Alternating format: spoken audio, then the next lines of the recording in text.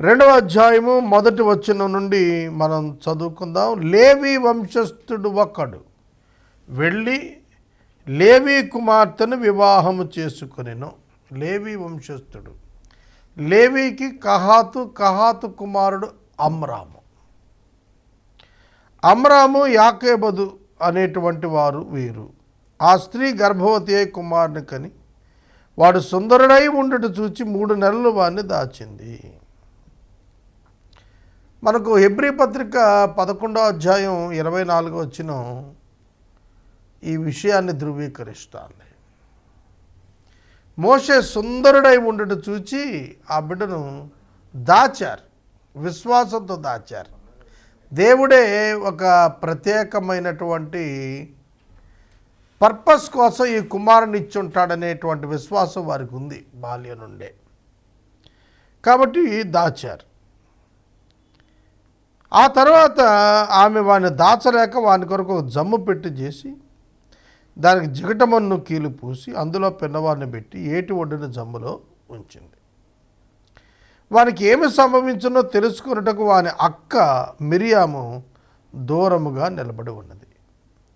ఫరో కుమార్తె స్నానం కొరకు ఏటి యొద్దకు వచ్చింది. ఆమె పనికత్తెలు ఏటి యొద్దన నడుస్తున్నారు. ఆమె నాచులో చిక్కుకొని ఉన్న ఆ పెట్టెను చూచి తన పనికత్తెలలో ఒక ఆమెను పంపి ఆ పెట్టెను తెప్పించి చూచింది. తెరిచినప్పుడు ఆ పిల్లవాడు ఏడుస్తూ కనపడ్డాడు. వాని యందు ఆమె కనికరం ఉంచింది. చూడండి దేవుని ప్రణాళికలు. మోషే బ్రతకాలంటే ఒకటే ఆధారం, ఫరో ఇంట అయితేనే బతుకుతాడు. ఇజ్రాయేలీయుల ఇంట అయితే చంపబడాలి మగపిల్లవాడు, చట్టం అది. అందుకే వాడు సుందరుడై ఉన్నాడు చిన్నవాడు. ఆ బిడ్డను చూచినప్పుడు ఆమెకు ఆ బిడ్డ పట్ల కనికరం వచ్చింది. దేవుడిచ్చాడు అది, ఆ కనికరం. హెబ్రీయుల పిల్లవాడిలో ఒకడనేది వాళ్ళు ఐడెంటిఫై చేసేసారు. ఆ బేబీ డ్రెస్, చిన్నపిల్లవాని యొక్క దుస్తులను బట్టి. వాని అక్క ఫరో కుమార్తె యొద్దకు వచ్చి ఈ పిల్లవాడిని పెంచడానికి నేను హెబ్రీ స్త్రీలలో ఒక దాదిని పిలుచుకొని రానా అని అడిగింది. Very wise girl, intelligent one, వివేకం కలిగిన తెలివి కలిగిన ఆడపిల్ల ఈమె. తమ్ముడుకు కాపలా కాయటమే కాదు, ఆ తమ్ముని పెంచటం నీ కొరకు పెంచుటకు. చూడండి, ఈ పిల్లవాడిని నీ కొరకు పెంచాలి గ్రహించేసింది ఆ చిన్న బిడ్డ. ఈ యువరాణి ఫరో యొక్క కుమార్తె మోషేను చూస్తున్నప్పుడు, ఆ బిడ్డను చూస్తున్నప్పుడు కనపరుస్తున్న విధానం ఆమె గ్రహించి దాదిని పిలుచుకురమ్మంటావా అని అడిగి వెళ్ళి దాది స్థానంలో తల్లినే తీసుకొచ్చి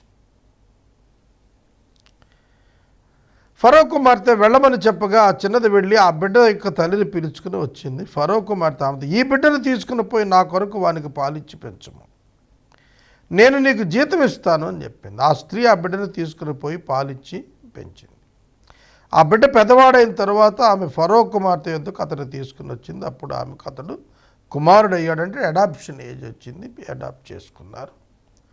అక్కడ ఆమె అతనికి మోషే అనే పేరు పెట్టింది. నీటి నుండి తీయబడిన వాడు, డ్రాన్ ఫ్రమ్ ద వాటర్ అని అర్థం మోజెస్ అంటే.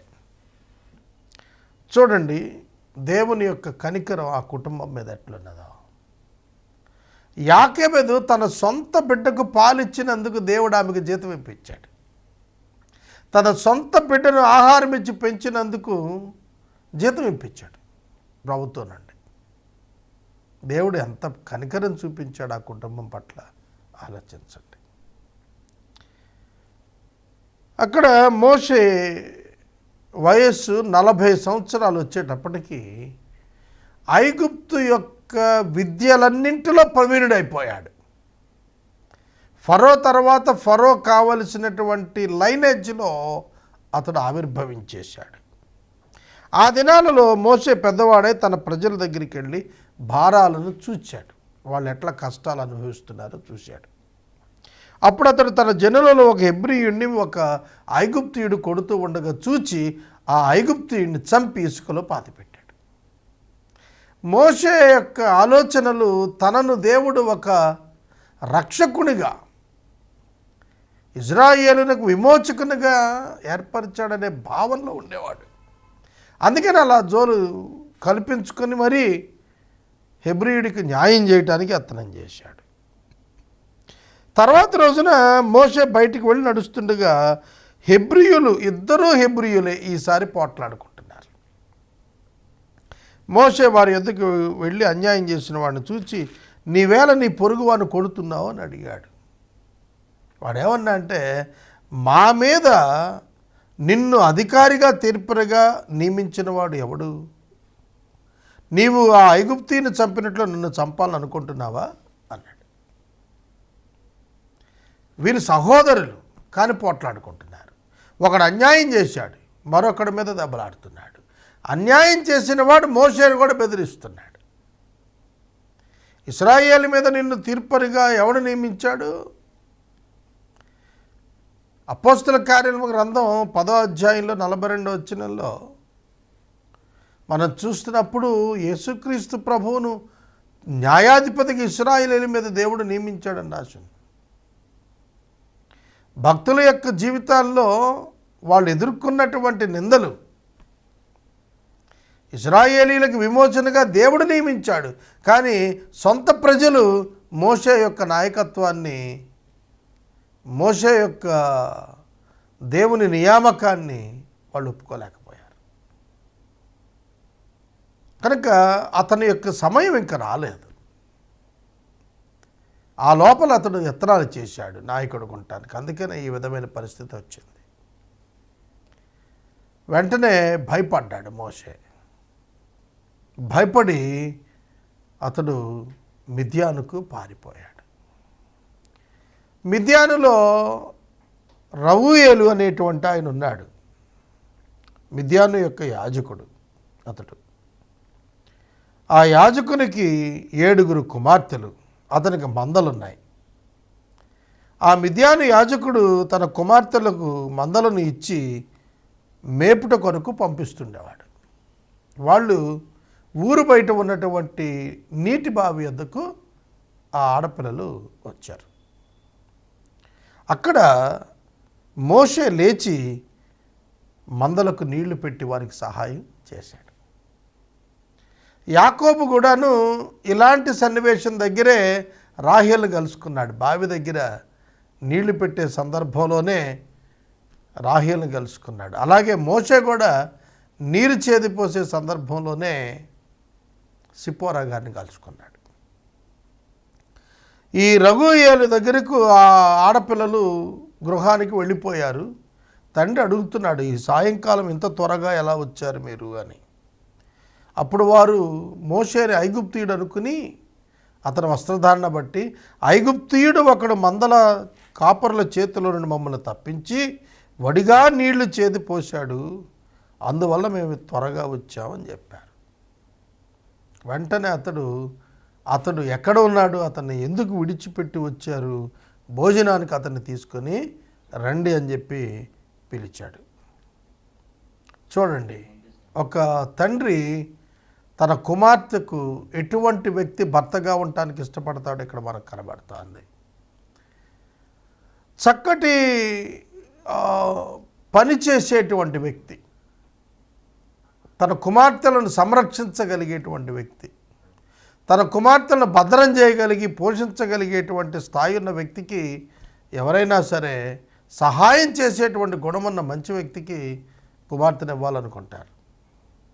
మోషే సమ్మతించినప్పుడు రఘుయేలు తన కుమార్తెలలో సిప్పోరాను మోషేకు ఇచ్చాడు. అక్కడే ఉండి అతడు 2 కుమారులను కన్నాడు. మొదటి బిడ్డ గెర్షోను అక్కడ పుట్టాడు. గెర్షోమును కన్నాడు. 40 సంవత్సరాలు అక్కడ ఉన్నాడు. తాను 40 ఏళ్లలో తనకు సొంత మందను ఏర్పరచుకోలేదు. మామ అయిన ఇత్రో మందనే మేపుతూ వచ్చాడు తప్ప తనకంటూ ఒక బాండేజ్ ఏది క్రియేట్ చేసుకోలేదు. అక్కడ ఎందుకంటే అతడు విమోచన కొరకు పిలువబడిన వాడనే భావం అతనికి ఉంది.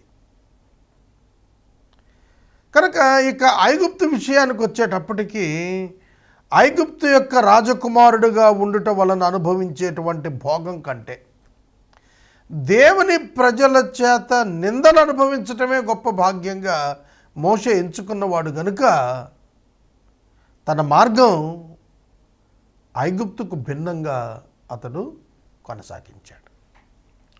కనుక మోషే రగూయేలు మనకు ఆదికాండం 25వ అధ్యాయంలో అబ్రహాము కెతూరాను వివాహం చేసుకోగా పుట్టిన మిద్యాను యొక్క కుటుంబాల్లో నుంచి వచ్చాడు రగూయేలు. కనుక వీరంతా కూడా బంధువులే. అబ్రహాము యొక్క సంతతిలోనే రగూయేలు కూడాను కెతూరా సంతానం ద్వారా వచ్చినవాడు. అబ్రహాము శారాలకు కలిగినటువంటి ఇస్సాకు నుండి వచ్చినటువంటి సంతానంలో యాకోబు నుండి వచ్చినటువంటి సంతానంలో లేవి నుంచి వచ్చిన సంతానంలో మోషే వచ్చాడు. వీరంతా కూడాను ఒక బంధువర్గానికి చెందినటువంటి వారిగానే మనకు అర్థమవుతుంది. ఇక 23వ వచనం నుండి 25వ వచనం వరకు చూస్తే అనేక దినాలు జరిగాయి, 40 ఏళ్ళు అయిపోయాయి. ఐగుప్తు రాజు మోషేను చంపాలనుకున్నవాడు చనిపోయాడు. కాబట్టి ఇజ్రాయేలు తాము చేస్తున్న వెట్టి పనులను బట్టి నిట్టూర్పులు విడుస్తూ మొరపెడుతూ ఉండగా తమ వెట్టి పనుల గురించి వారు పెట్టిన మొర దేవుని ఎదుగు చేరింది. 80 ఏళ్ళు వచ్చేసాయి మోషేకి. 3వ అధ్యాయం హోరేబు పర్వతం దగ్గర మోషే బయలుదేరేటప్పుడు 80 ఇయర్స్ వయసు వచ్చేసింది. 40 ఇయర్స్ 340 ఇయర్స్ మోషే లైఫ్లో. ఫస్ట్ 40 ఇయర్స్ ఈజిప్టులో, సెకండ్ 40 ఇయర్స్ మిదియానులో, థర్డ్ 40 ఇయర్స్ ఐగుప్తు నుంచి ప్రజలను విడిపించి అరణ్యయాత్ర కొనసాగించడంలో. కాబట్టి మోషే యొక్క లైఫ్ చాలా అద్భుతమైనటువంటిది. మహానాయకుడు, దేవునితో ముఖాముఖిగా మాట్లాడినటువంటి గొప్ప ప్రవక్త ఆయన. దేవుడు అతనిని సిద్ధపాటు చేయుటకు సేవ కొరకు అతనిని 40 సంవత్సరాలు గొర్రెలు మేపెట్టి చేశాడు. ఇశ్రాయేలీయులు గొర్రెల వంటి మనస్తత్వం కలిగిన వారే కనుక మోషేను గురించి దేవుడు సాక్ష్యం ఇచ్చినప్పుడు నా ఇల్లు అంతటిలో మిక్కిలి సాత్వికుడు అని సాక్ష్యం ఇచ్చాడు. కానీ సాత్వికము నేర్చుకున్నాడు మోషే. మొదటి 40 సంవత్సరాల్లో దుడుకు స్వభావం కలిగిన వాడు, పోట్లాడు స్వభావం కలిగిన వాడు. రెండవ 40 సంవత్సరాల వయసులో సాత్వికాన్ని నేర్చుకున్నాడు, దీనత్వాన్ని నేర్చుకున్నాడు, ఓర్పును నేర్చుకున్నాడు మోషే. కనుక మోషేను దేవుడు భవిష్యత్ కొరకైన మిషన్ కొరకు సిద్ధం చేయటానికి మిద్యానులో తర్ఫీదిచ్చాడు. అదంతా డిజర్ట్ ల్యాండ్, ఎడారి ప్రాంతం. ఆ ప్రాంతంలో వాళ్ళు జీవనం కొనసాగించారు. వారి యొక్క వెట్టి పనుల యొక్క మొర దేవుని చేరింది, నిట్టూర్పులు దేవునికి చేరాయి. వారి కన్నీరు దేవుడు విన్నాడు, చూచాడు. వారి మూలుగులను దేవుడు విన్నాడు. అబ్రహాము, ఇస్సాకు, యాకోబులతో తాను చేసిన నిబంధనను జ్ఞాపకం చేసుకున్నాడంటే నిర్ణయకాలం వచ్చేసింది. నిర్ణయకాలం వచ్చింది. ఫరో ఎదుట మోషే నిలబడినప్పటికీ 430 ఏళ్ళు అవుతాయి. కాబట్టి నిర్ణయకాలం వచ్చింది. ప్రభు జ్ఞాపకం చేసుకున్నాడు. సజీవులకు దేవుడైనటువంటి ప్రభువు వారిని జ్ఞాపకం చేసుకుని ఇశ్రాయేలీయులను చూచి వారి యందు లక్ష్యము ఉంచాడు. వారి పట్ల తన కనికరాన్ని చూపించాడు. తన ఏర్పాటును బయలుపరచడానికి ఇష్టపడ్డాడు. తన ప్రజలతో మూవ్ అవటానికి, దిగి రావటానికి ఇష్టపడ్డాడు. మోషే భౌతికంగా నాయకుడిగా కనబడుతున్న ఇజ్రాయేలును విడిపించినవాడు, నడిపించినవాడు స్వయాన దేవుడే. ఇది మనకు 3వ అధ్యాయం తర్వాత మనకు చాలా స్పష్టంగా అర్థమవుతుంది. కాబట్టి మోషే యొక్క జీవితంలో 80 సంవత్సరాల వయస్సు, 40 ఏళ్ళు ఐగుప్తులో, 40 ఏళ్ళు మిద్యానులో. కనుక మిద్యానులో అతనికి ఒక కుటుంబాన్ని దేవుడు ఏర్పాటు చేశాడు. ఈ యొక్క వివరాలన్నీ కూడా 2వ అధ్యాయంలో మనం చాలా క్షుణ్ణంగా తెలుసుకోగలుగుతున్నాము. మోషే మిద్యానులో పరదేశిగా ఉన్నాను అనే భావనతో బ్రతికాడు. అది తన స్వస్థలం కాదు అనే భావన అతనికి ఉన్నది. దేవుడు తన ప్రజల విమోచన కొరకు తనను నియమించుకున్నాడనే భావన అతనికి ఉన్నది. అందుకే అతని పెద్ద కుమారునికి గెర్షోము అంటే పరదేశి అనేటువంటి పేరే పెట్టాడు. అక్కడ తాను పరదేశి అనే భావనతో ఉన్నాడు. ఈ 40 సంవత్సరాలు, second 40 years of his life, 40 నుండి 80వ సంవత్సరం వరకు అతడు ఒక గొప్ప పాఠం నేర్చుకున్నాడు. ఏమిటంటే తాను దేవుని పరిచర్యకు పనికిరాను, తను యోగ్యుడును కాను, తాను సామర్థ్యం ఉన్నవాడిని కాను అనే భావనకు వచ్చాడు. That is the eligibility and qualification for the ministry. దేవా, నేను యోగ్యుడిని కాను, నేను సమర్థుడిని కాను, నేను ప్రయోజకుడు గాను, I'm nothing and I'm zero. ఈ భావానికి ఇతడు రావటానికి 40 ఏళ్ళు పట్టింది. మొదటి 40 సంవత్సరాల వయసులో దుడుకుగా ఉండేవాడు, నేనే అంత అన్నట్టుగా వ్యవహరించేవాడు, అన్నీ నేనే చక్కబెడతానన్నట్టుగా పరుగులు తీశాడు. సెకండ్ 40 yearsలోకి వచ్చేవాడికి ఫుల్లీ మెచ్యూర్డ్ పర్సన్గా తయారయ్యాడు. చక్కటి పరిపక్వత కలిగిన వ్యక్తిగా, తాను ఎంత అల్పుడో తాను గ్రహించిన వానిగా మోషే తయారయ్యాడు. ఇజ్రాయేలీలను విమోచించినప్పుడు ఇజ్రాయేలు దేవుని యొక్క శక్తితో విమోచించాలే తప్ప మోషే యొక్క జ్ఞానంతోనో బలంతోనో కాదు. అది గుర్తెరిగే స్థాయికి దేవుడు అతన్ని తీసుకుని వచ్చాడు. ఆ తర్వాత అతనికి హోరేబు పర్వతం దగ్గర ప్రత్యక్షత ఇచ్చాడు. కనుక 2వ అధ్యాయం మనం ఇక్కడ ముగిద్దాం.